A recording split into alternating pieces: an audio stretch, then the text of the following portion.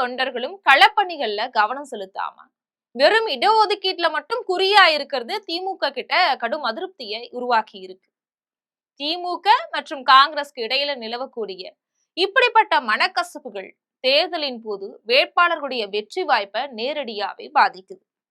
தொகுதி பங்கீட்டின் போது ஏற்படக்கூடிய கசப்பான அனுபவங்கள் தேர்தல் பிரச்சாரத்தின் போது பிரதிபலிக்குது.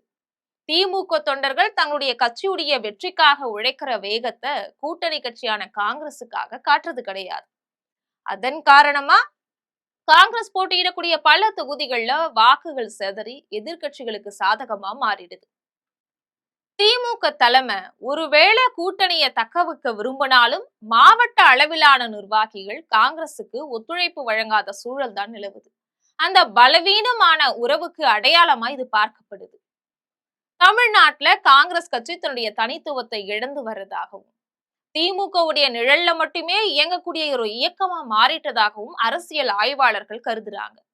இதே நிலைமை நீடிச்சா வரக்கூடிய காலங்கள்ல காங்கிரஸ் கட்சி தமிழ்நாட்டுல ஒரு பூச்சியம் அப்படிங்கிற நிலையை தான் அடையும்.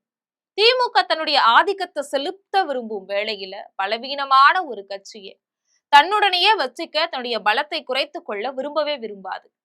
இதனால காங்கிரஸ் கட்சி இப்போதிலிருந்தே தன்னுடைய உட்கட்சி பூசல்களை களைஞ்சு தனித்து நின்றாலும் கணிசமான வாக்குகளை பெறும் அளவுக்கு தன்னை தயார்படுத்திக்க வேண்டியது காலத்துடைய கட்டாயம். கடைசியா சுயநலமும் அதிகார போட்டியும் நிறைந்த இன்றைய சூழல்ல திமுகவும் காங்கிரசும் இனிமேலும் ஒரே கூட்டணியில பயணிக்கிறது ரெண்டு பேருக்குமே சுமையா மாறுறதுக்கான வாய்ப்பு இருக்கு.